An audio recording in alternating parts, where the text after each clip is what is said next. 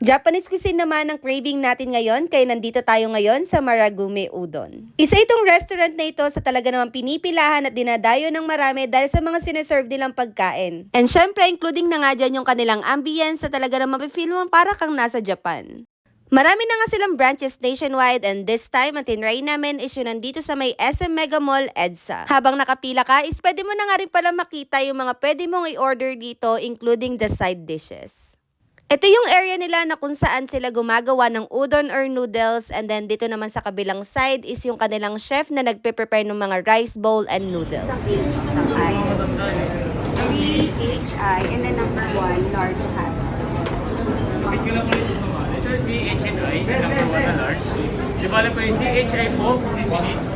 Ang service time natin, pag nabayaran po sa counter, doon po mag-isa sa service time. Pero kung gusto nyo gawin ko na ito, ma'am, kasi sa akin nakapunta. Kung gusto nyo lang po. Sige. Gusto nyo sabay, okay lang yun. Hindi, una na kasi. Large po.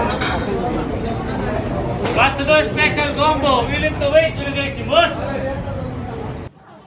Habang pinaprepare ng chef yung in-order mo, is pwede ka na nga rin palang mamili dito ng mga side dishes na talaga namang perfect i-partner sa mga rice bowl or noodles na in-order mo. Nambas, yun guys, si boss!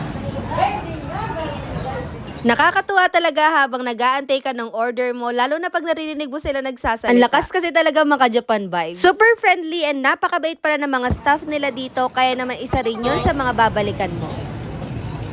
Taon-taon, vlogger pa siguro mag Thank you. Yes, masasabi na lang po yung CHNA mo sa counter ha.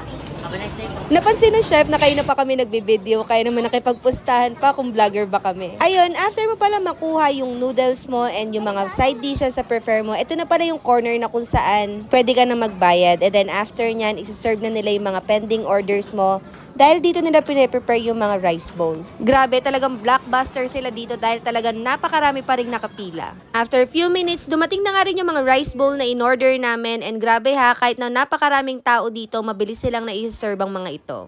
Super perfect nung pagkaluto ng noodles nila dito, tapos sabayan mo pa ng mainit na sabaw, yung egg, and yung napakalambot na beef.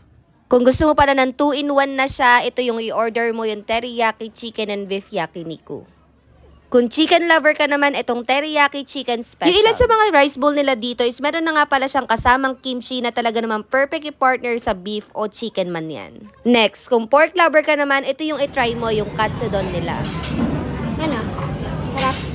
Ayun, after namin mag-food test, syempre hindi rin naman natin makakalimutan na i-bless itong pagkain.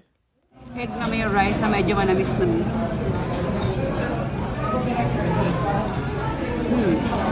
Ano yan?